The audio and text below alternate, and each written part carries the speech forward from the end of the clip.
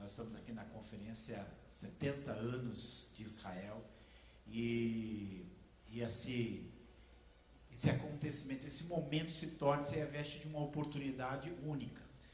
Toda a história de Israel, tudo aquilo que a gente pode falar de Israel se reveste de uma oportunidade única, mas nós vamos nos concentrar aqui em falar sobre um elemento de Israel que é o templo. Mas para chegar até lá, eu gostaria de falar algumas coisas que são importantes. Nós sempre temos que pensar que Deus tem um plano. Os acontecimentos do mundo, eles não são aleatórios. Há um Deus que dirige a história, há um Deus que conduz a humanidade a algum objetivo, a algum destino. E boa parte desse plano de Deus, desse propósito de Deus, da maneira como Deus age, vai passar por Israel. Então nós dizemos uma coisa muito importante, nós dizemos que Israel, ele é o relógio de Deus para o mundo. Porque olhando para Israel, nós temos uma ideia do quanto nós estamos avançando, onde nós estamos no calendário de Deus. Eu costumo até dizer mais que Israel não é simplesmente o relógio de Deus. Israel hoje é um verdadeiro despertador de Deus para as nações, para a igreja, para elas perceberem que alguma coisa está acontecendo. Israel é uma nação profética. Quando nós lemos a Bíblia, quando nós lemos as profecias que falam a respeito de Israel, e quando nós olhamos para a história dos judeus, às vezes é difícil você discernir o que é profecia e o que é história, porque muitas das coisas que Deus falou sobre Israel, hoje já se transformaram em história, e outras coisas que Deus disse e que ainda não aconteceram, nos nossos dias, ela vai se transformando em história. E aí eu quero chamar a atenção para um ponto. Hoje a gente fala muito sobre os sinais da volta de Jesus. Eu percebo assim que as pessoas cada vez mais, elas estão percebendo que o fim está próximo, que nós estamos chegando nos derradeiros dias. Até pessoas que às vezes não se preocupavam muito com isso, elas de repente olham o destino do mundo, para onde o mundo está indo, e elas percebem que alguma coisa está acontecendo. E quando nós lemos na Bíblia, nós temos vários sinais da volta de Jesus: a evangelização das nações, os falsos profetas, nós temos aí catástrofes na natureza. Tudo isso são sinais da volta de Jesus. Mas todas as gerações anteriores à nossa, elas tiveram também eventos que elas entenderam como sinais da volta de Jesus. Mas nós temos na nossa geração algo que nenhuma outra geração teve. Nós temos Israel. Este ano são 70 anos de Israel. E quando nós olhamos para essa série de acontecimentos, não há como nós negarmos. Israel está marcando o tempo de Deus. E depois de 70 anos, ele não é simplesmente um relógio, ele é um despertador alto, tocando e dizendo para o mundo que Jesus de fato está voltando. Então eu queria lembrar com você essa palavra aqui de Isaías 46, 9 a 10, onde Deus diz assim: lembre-se das coisas passadas, das coisas muito antigas. Eu sou Deus e não há nenhum outro. Eu sou Deus e não há nenhum como eu. Desde o início faço conhecido o fim, e desde os tempos remotos o que ainda virá. Digo, meu propósito permanecerá em pé, e farei tudo o que me agrada. O que eu disse, isso eu farei. O que planejei, isso farei. Então nós olhamos para Israel e nós vemos o plano de Deus ali se realizando, se concretizando, como um grito de Deus: olha o que está acontecendo. Então vamos pensar um pouquinho na questão do templo. Vamos pensar um pouquinho na questão do templo. Deus ele concedeu a Salomão edificar o templo.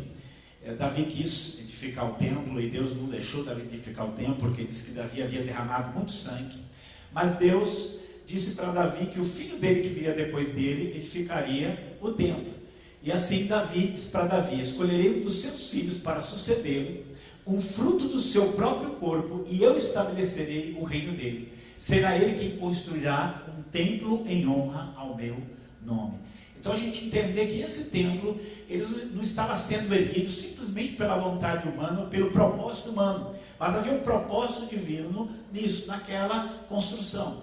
E de fato, Davi, embora não tenha construído o templo, ele deu o material, ele fez a planta, ele organizou a adoração do templo, ele fez tudo isso. Mas quem vai edificar o templo vai ser Salomão. E eu acho muito bonito quando Salomão edifica o templo, Deus dá essa palavra aqui: porque agora escolhi e santifiquei esta casa, para que o meu nome esteja nela perpetuamente. Nela estarão fixos os meus olhos e o meu coração todos os dias. Então há algo muito forte entre Deus e esse templo que foi construído ali, esse templo que Deus edificou. Mas o tempo foi passando, o povo de Israel pecou, saiu dos propósitos de Deus. Então Deus, ele enviou a palavra de que aquele templo seria destruído. Aquele templo que era uma das maravilhas do mundo antigo, que foi erguido de uma forma suntuosa, maravilhosa, um templo onde Deus manifestou ali a sua presença, sobre o qual Deus colocou a sua promessa. Por causa do pecado de Israel, aquele templo, ele veio a cair. E aí nós temos aqui, segundo Crônicas 36, 19, que diz: e queimaram a casa de Deus, e derrubaram os muros de Jerusalém, e todos os seus palácios queimaram, destruindo também todos os seus preciosos objetos. Isso aqui aconteceu em 586 a.C., quando o exército de Nabucodonosor, imperador da Babilônia, entra ali e põe fim a isso que nós chamamos o primeiro templo. Então o primeiro templo aqui ele vai ser destruído, o povo vai ficar em Babilônia, mas Deus tinha dado uma palavra de que eles voltariam dali e eles novamente se restabeleceriam na terra. E quando a gente olha, isso de fato vai se cumprir. Esdras capítulo 1 fala do rei, do Ciro Grande, imperador da Pérsia, ordenando que o povo de Israel voltasse para a sua terra, e ele mesmo financiando a reconstrução do templo. Então nós temos aqui essa palavra, e acabou-se essa casa no dia 3º do mês de Adar, que era o 6º ano do reinado do rei Dario. E os filhos de Israel, e os sacerdotes, e os levitas, e o resto dos filhos do cativeiro fizeram a consagração desta casa de Deus com alegria. Isso aqui então nós temos o segundo templo.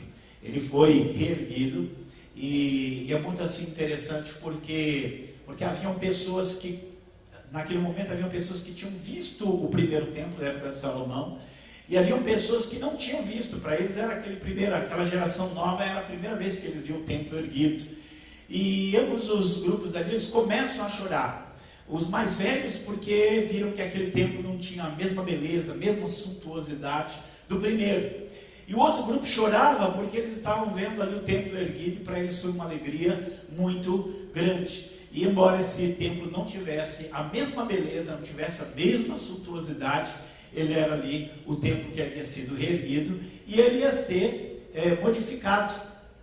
Nós temos aqui o templo de Zorobabel, que futuramente ele foi ornamentado por Herodes o Grande. Herodes o Grande, ele governou Israel ali embaixo da autoridade dos romanos. Era um homem muito ruim, um homem muito perverso, mas como ele era político, o desejo dele era fazer com que os judeus ficassem felizes. Então ele manda fazer uma reforma naquele templo, revestir de ouro, colocar uma série de coisas bonitas ali. E o templo da época de Jesus já era um templo maravilhoso, já era um templo que realmente chamava atenção. Fala muito assim, que era possível assim, à distância, olhar e ver ali o sol brilhando ali no templo com toda a sua beleza. E esse foi o templo que Jesus entrou e disse que de dia ensinava no templo e à noite saindo ficava num monte chamado das Oliveiras, e todo o povo ia ter com ele ao templo de manhã cedo para o ouvir. Então esse é o mesmo templo de Zorobabel, mas que foi o templo que foi ali ornamentado na época de Herodes. Mas aí nós temos, e aqui é onde nós queremos chegar, o que aconteceu com esse templo? O que aconteceu com esse templo bonito dos dias de Jesus? Nós temos em Mateus capítulo 24, aquele momento em que os discípulos chamam Jesus e começam a mostrar o templo, começam a elogiar o templo, começam a mostrar aquela estrutura, quanto ela era boa e quanto ela era bonita. E aí Jesus diz assim para eles: em verdade eu vos digo, que não ficará pedra sobre pedra que não seja derrubado. Fico pensando, naquele momento houve uma tristeza muito grande no coração dos discípulos, e eles vão perguntar lá à parte, depois eles à parte perguntam: Senhor, que sinais haverá destas coisas? Que sinais haverá da tua volta e dos fins dos tempos? E então é quando Jesus ele começa a fazer toda uma descrição.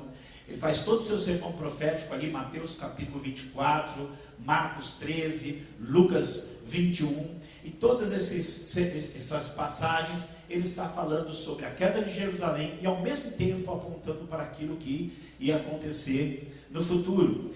Mas o mais curioso de tudo isso